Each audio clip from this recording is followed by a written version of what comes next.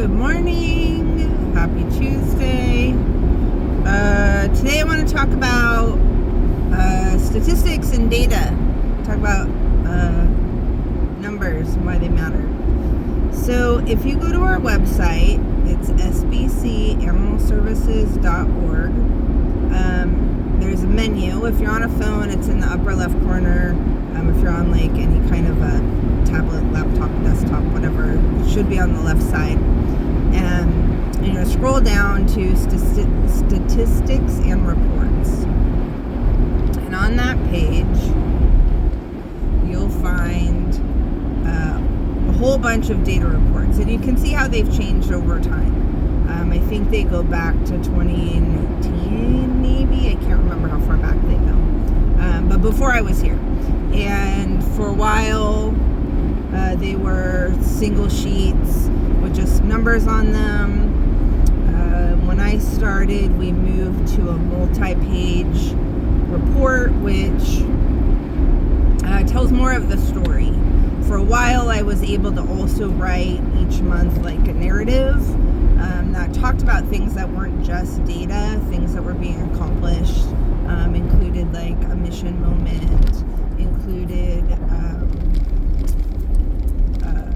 trainings and accomplishments of team members, and I just don't have time to keep doing that. So that went away about a year ago. So now it's just data, it's just numbers. Is that better? If I hold my hand up. Okay, so I just finished yesterday the November 2025 data, and so that's on the website. It's PDF, and what each of these reports shows is data for the month, like November 2025, but it also compares to November 2024, so you get a little bit more context of the change. We're working on doing something that is online and updates regularly and actually shows, you can look at trends for a year, you can look at prior year, you can look at a whole bunch of things. If you're a Power BI expert, could also use your help with that.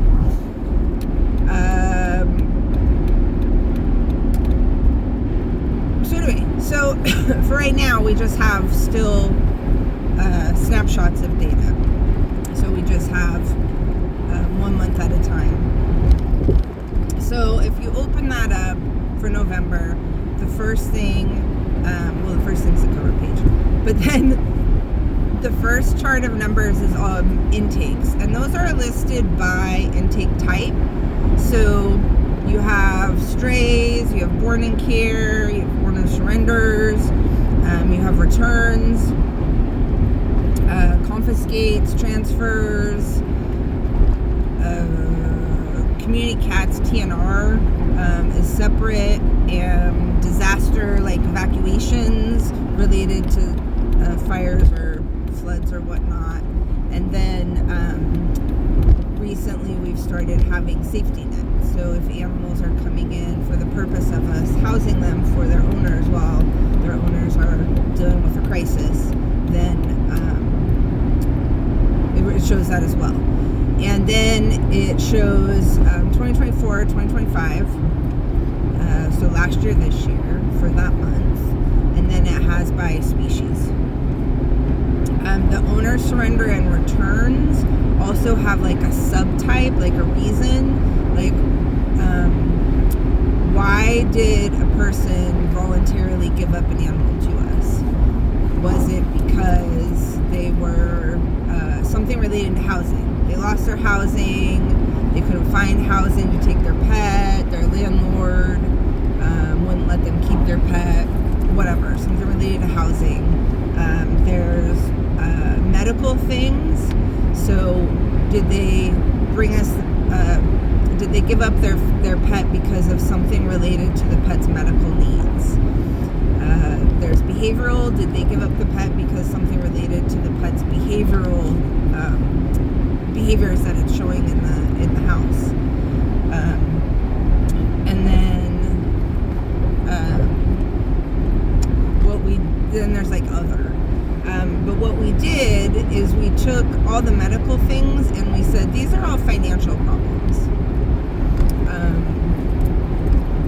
the most part, if somebody cannot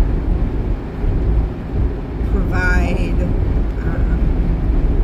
if an animal has a medical need that can't be met, it's usually because there's not funding available. So, or if somebody said, maybe something's housing related, but it's because they couldn't afford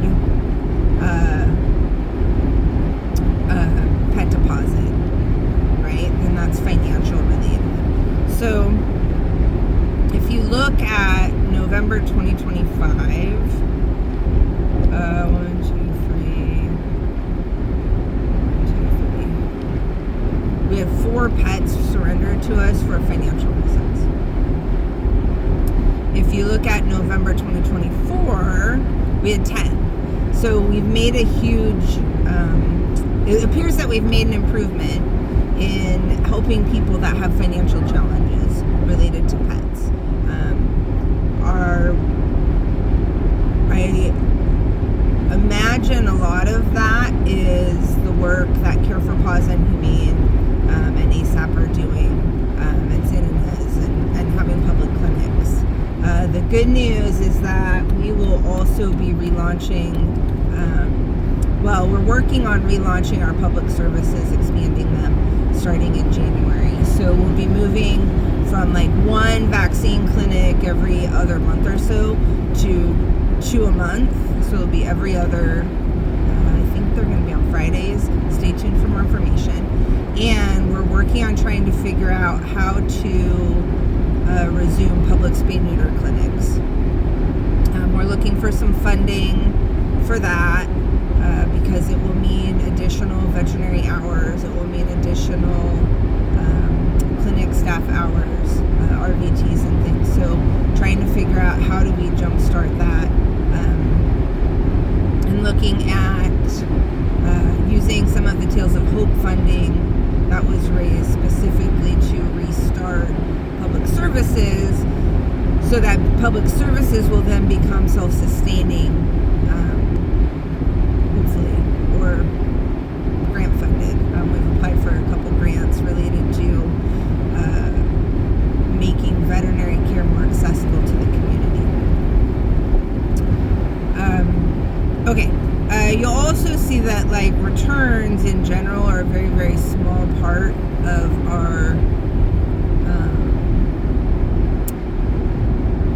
intake, and you'll see that born in care is a very, very small part of our intake.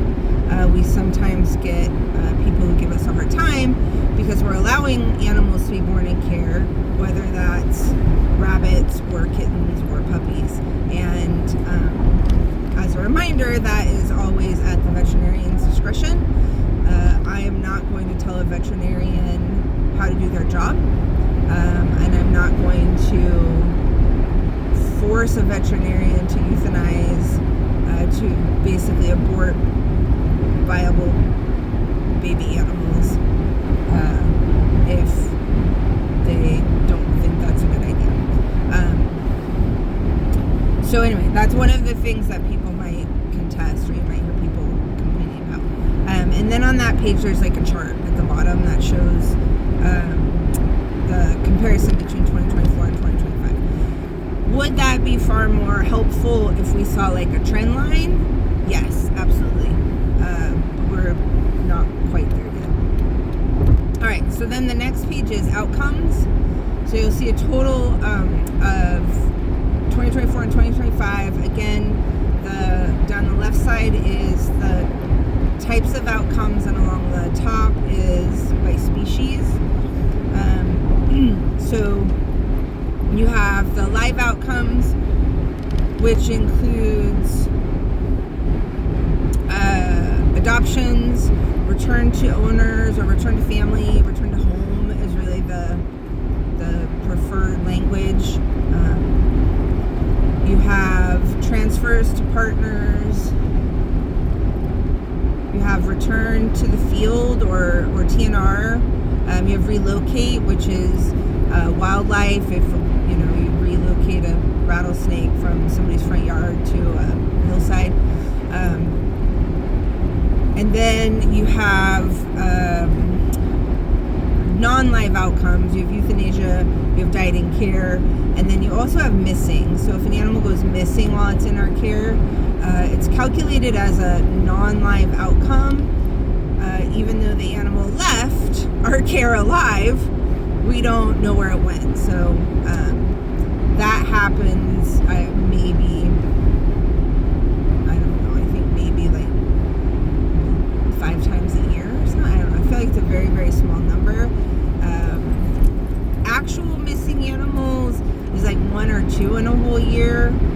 Somebody escapes, gets adopted, and somebody didn't record it properly. We lost information. More often than not, it's animals that go into foster, and then the fosters ghost us. Again, it's a very, very small number. And really, I feel like those should be counted as live outcomes. Like, they went to a person, they left us with a person alive, but because of the lack of final information, those are all considered as non-live outcomes, and that's kind of the accepted standard across the nation. Again, the number is very, very small. It's almost not worth talking about, but questions will come up, so it's important. So you'll also see again a chart. So the biggest difference that we've seen the last couple months is a reduction in stray animals coming in.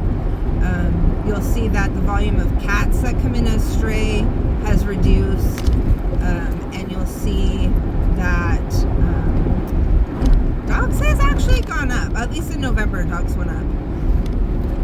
Again, would it be interesting to look at a trend over the year or multiple years? Absolutely. Don't have that information right now. The third page specifically looks at adoptions by day, and the reason for this is when we consider staffing or when we consider potential service cuts, it will be important for us to look at what days will be the least impactful. What days do we need to move staff around? Of course, adoptions is not the only thing that happens on a daily basis that impacts staffing needs or service access. We also have foster placements. We also have potentially public services when those are relaunched full-time. We have people who are coming in to do license. Like, all of those transactions should all be measured. This specifically just looks at adoptions per day. And one of the things that we could use this for in the future is running adoption promotions on days that are slower, trying to bring more people in. But you'll see, you'll also see that in prior years, before we had a full-time veterinarian, we had a lot of adoptions happen on Tuesdays and I think it was Thursdays, because that was the days that we had vets coming in. So vet would come in, do surgeries, and we would finalize a whole bunch of foster adoptions that day.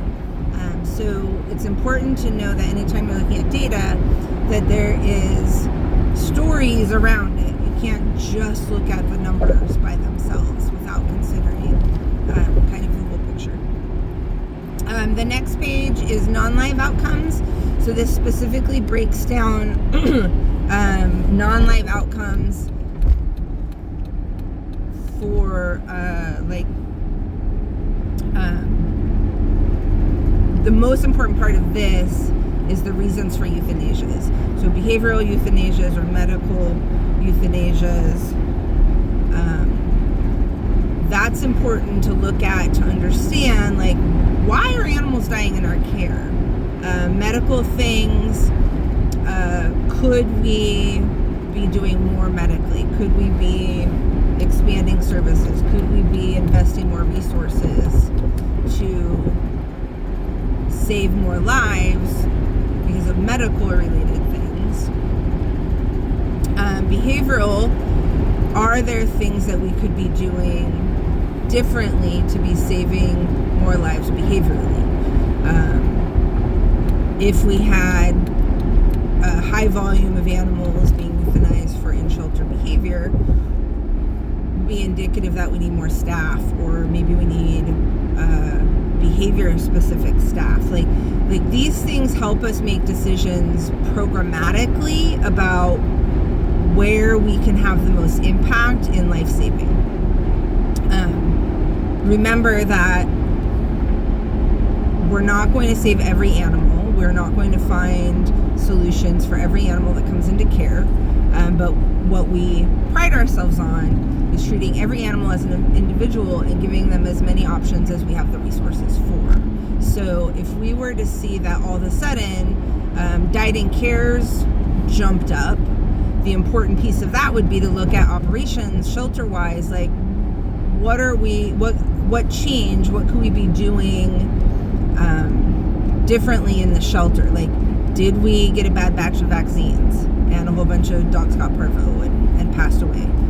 Did we have we stopped cleaning properly and animals are getting pneumonia? Like, what is happening? So again, the standalone numbers aren't particularly useful. They're good, but more important would be looking at a trend. So for me, like, because I prepare these reports every month, I have a general idea of the trend in my brain, and will notice some things and call them out to the team and say, hey, what's going on with this? But it's much harder to look at just November and say, oh, well, clearly here's what's happening. The next page is foster placements. This number always astounds me. If you look at 2024 specifically, you'll see, like, if you go to last year's reports, you'll see 2023 to 2024, and the differences are huge. The jumps are massive. 24 to 25, they're a lot flatter. So things that are happening, which again, you wouldn't know just looking at the snapshot, is foster to adopts has decreased because we have a full-time veterinarian. We're caught up on spay and neuters for the most part, which means the animals are getting altered the first day they're available. So there's a reduction in fosters there. In general, this year in 2025, there was a reduction in neonatal fosters because we had less kittens coming in. Thanks to our trappers, thanks to all of the folks who are doing community cat surgeries and trying to reduce the number of kittens born in the community. So we've had less kittens coming in. Day trips continue to increase. Day trips are like wildly important and so successful, and I'm just absolutely thrilled with that program and how it's taken off and how community has engaged with us on this and how the staff has been supportive, volunteers have been supportive, our partners getting us supplies, everything has been so wonderful with that program. So in the month of November, we had I think it was like 325.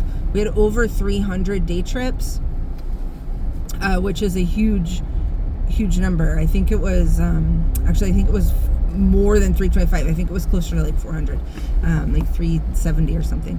So that means that every day of the month, well, even more, because we don't count Mondays. We're closed on Mondays or holidays. November had, we were closed on Thanksgiving. So we had 4 Mondays and we had Thanksgiving that we were closed in the month of November, and we still had almost 400 day trips, which means, I don't know, what is that? Like an average of 13 every day, I think. 10 a day would be like 300 if we had all the day.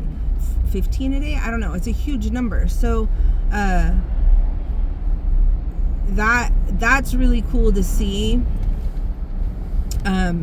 There's another report that I have. So I report our dog day trip related data to VCA Charities.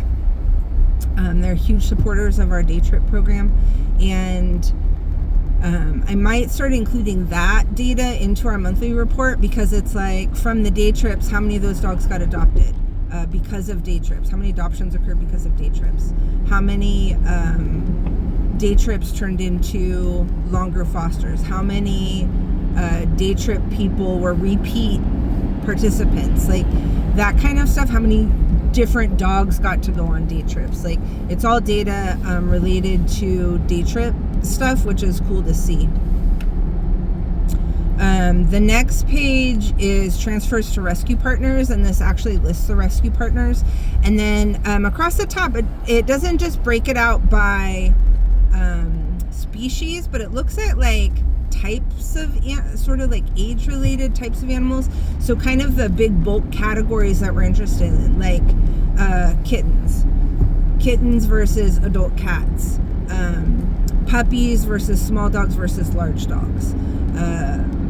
Sort of looking at the groups of animals that are being pulled by our rescue partners and the groups that are not. The largest challenge has been and will continue to be large dogs. Large dogs are resource intensive. Large dogs are harder to place because of housing restrictions. Large dogs continue to consistently be our least transferred animals, and that's why you see large dogs in our shelters. And then the next page is completed calls for service. This one's laid out a little differently because it's different data. So what this looks at is for each of our jurisdictions that we serve across the top. And then down the left side is the type of officer activity. So this is all related to our officers out in the field and what they're doing. And then at the bottom, you have a total for 24 and a total for 25. And then you have charts that just look at the types of activities. They don't look at the jurisdictions. So historically, if you look at 2023, we didn't have full staff officers. 2024, we had almost full staff the full year. And 2025, we've consistently had one less officer almost the full year. Either somebody was out or position was vacant, somebody was in training. It's been pretty consistently one vacancy in 2025. However, the other thing that's cool to look at on this chart is the difference across the cities.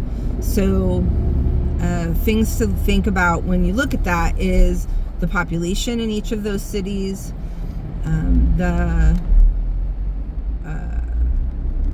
types of calls in those cities. Like, one of the things that you'll see, which people don't necessarily think about, is like I think it's in Buellton. We do handoffs. So if an officer is driving, say a injured owl comes into the Santa Maria shelter, the Wildlife Care Network is in Santa Barbara. So our options are, we have one officer drive all the way down and all the way back, which takes them out of the area that they're working in for almost 2 hours, or a little over 2 hours by the time they actually do the handoff. Or we have an officer from Santa Barbara drive up, an officer from Santa Maria drive down, and they meet in one location, they hand off. It puts them both back to the areas that they're serving quicker, because they're not as far away. So there's one location we typically do those handoffs. So you'll see transportation of animal in, like, I really think it's like Buellton, is a ridiculously high number, and that's why. And it might not be Buellton, but when you look at the chart, you'll be able to go, oh, that's that one. So this is all around public safety. This is around our service to the community. The two big services that our city partners pay for are sheltering and enforcement related activities. So that's all this field stuff. So we spend a lot of time talking about animals in care and looking at data around animals coming in and going out of the shelter. But it's equally important to understand what our officers are doing and how they're also meeting the expectations of the community and the our cities that pay us for services. Next page is around our clinic. This is a number of medical touches, basically. So every time a team member touches an animal or touches a record for medical purposes, that's recorded. And since we've had a full-time in-house veterinarian, this has gone up in the clinic. And our shelter staff doing all this stuff has come down. The clinic is the only team that's fully staffed for their needs. We have never in the history of animal services had the number of staff in the clinic that we have now. So we have a full-time veterinarian, we have a clinic supervisor, we have 2 RVTs, and we have a vet assistant. Additionally, Jesslyn and the clinic team have been really good at starting up internships and managing a specific volunteer program for the clinic. So they're taking on a lot of things that were historically assigned to the shelter staff. We continue to not have enough shelter staff, but we are, so the clinic is continuing to kind of build up their capacity and do more related to boosters and distributing medication and doing exams and all of those things. If you may not know, at one point the clinic had 2 RVTs and that was it. No vet assistant, no clinic supervisor, no veterinarian full-time. It was Shelby and Jesslyn for a while. And I think at one point even it was just Jesslyn. So they've come a long way in their capacity and their ability to do more and see more and provide more care and all of that has increased accordingly. We're almost done. The next to last page is around inventory. Oh, there's a whole page I missed actually, you guys. So this page is our inventory in shelter and in foster by species at the beginning and the end of the month. How many cats are in shelter, how many dogs are in shelter, how many rabbits are in foster, like all of that, so you can kind of see 2 snapshots, the first of the month and the end of the month. We also look at that daily. And then the last page is related to our outreach.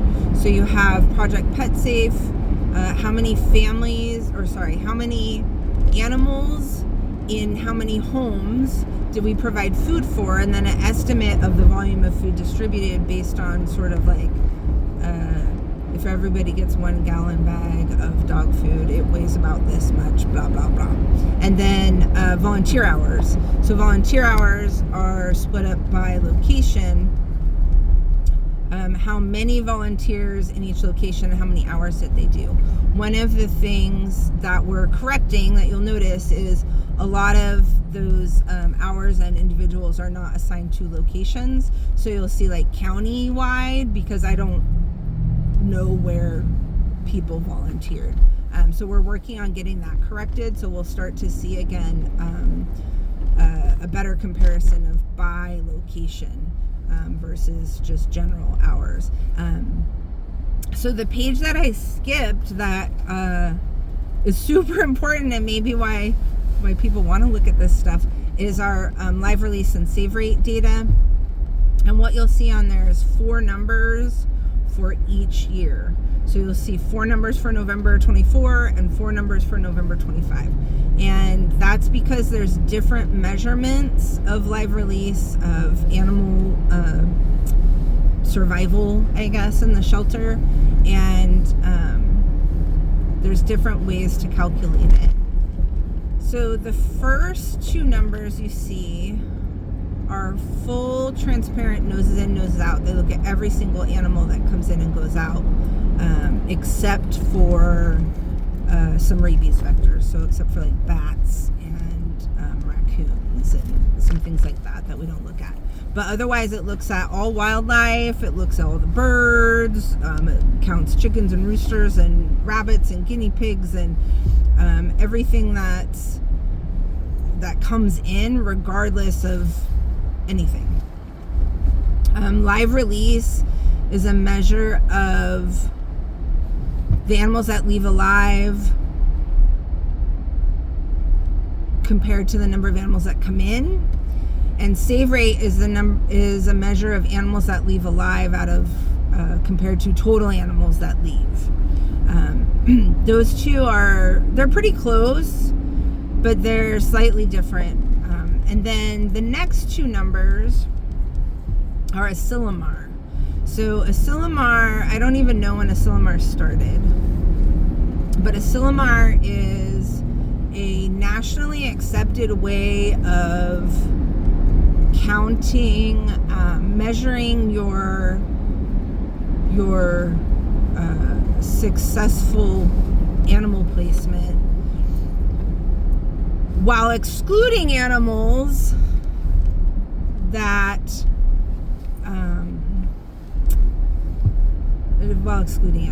I guess I will say. I don't believe in Asilomar. I don't use Asilomar. I always use true noses in, noses out. But here's why Asilomar matters and why it also should be considered, and it's not like an invalid number or whatever. There are many places in the nation, there's many places in California, where there are not euthanasia options that are affordable for folks. And the municipal animal shelter provides that service, or whatever. It could be a nonprofit, but some agency provides that service to the community. So the idea behind Asilomar was that if you're providing that service to your community, you don't really have the option to save those lives. You don't really have, they shouldn't be used against you because you're providing a service to the community. So the calculation allows you to exclude animals who came in as euthanasia requests. So let's say I'm on a fixed income. I have a dog that's 18 years old. It now has no quality of life, and I can't afford to have it euthanized privately and pay a bunch of money for a vet visit. There's an agency in each community, hopefully, there should be, that says, we'll provide that service for you at a very, very low cost. But that agency doesn't really have opportunity to save that animal, right? To medically fix it and find a home for it or get it back to the family. Like, it's a medically necessary euthanasia. So it's not fair if that shelter or that agency does 50 of them a month, that they only end up with like a 85% live release rate or save rate or whatever. So Asilomar allows them to remove those animals from their calculations, from sort of that measure of their performance. Over time, people have begun to abuse that. You will find shelters, and I think I've talked about this in another video, but you'll find organizations that every animal that comes in that's a pit bull over 3 months comes in as a euthanasia request, because you tell owners that's the only way we're going to accept it. And then that agency can euthanize all the pit bulls over 3 months without it being impactful to a measure of their performance. And that's wrong. You will have folks, agencies that will say, oh, every animal that comes in that's ever growled at somebody needs to come in as a euthanasia request because there's behavior problems, there's documented behavior challenges. And they will euthanize them without attempting to understand the behavior, understand the situation, understand the communication, understand the dog at all, and they'll not be penalized for not having a program that looks at that. They'll not be penalized for treating. They can continue to not treat every animal as an individual. They can just have this blanket policy and not be penalized for it and sort of hide it. People don't question really, like, oh, you had 14 owner-requested euthanasias last month and you euthanized all of them, because they're not reporting those numbers. They're not including them in their calculations and their data. They're just excluding them. And the thing is, and this is why numbers are so important, every number represents a life. And every life deserves every opportunity that you have the resources for. We're not... Animal welfare agencies should exist for the welfare of animals. Yes. And people. Yes, public safety. Yes, quality of life. Yes, do I want that dog living next door to me? Yes, all of those things are equally important. But we are animal welfare agencies. That's our job title. That's our work category, whatever you call it.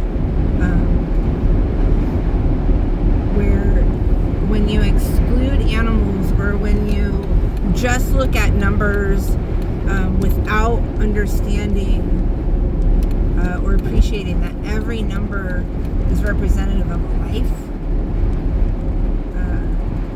you sort of lose the point of the work.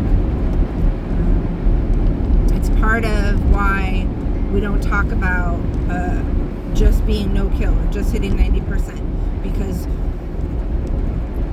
yeah, those are measurements of how we're doing. Those are measurements of our programming success, but also that's not why we're here. We're not here to hit a number. We're not here to reach a certain benchmark. We're here to do the best we can by every animal and every person in the community that we serve. And data and statistics are just one measure of your performance in meeting that.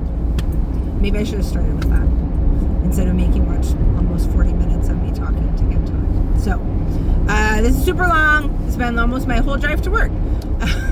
And it's important. So, question numbers, question statistics, and always seek to understand what that data is telling you.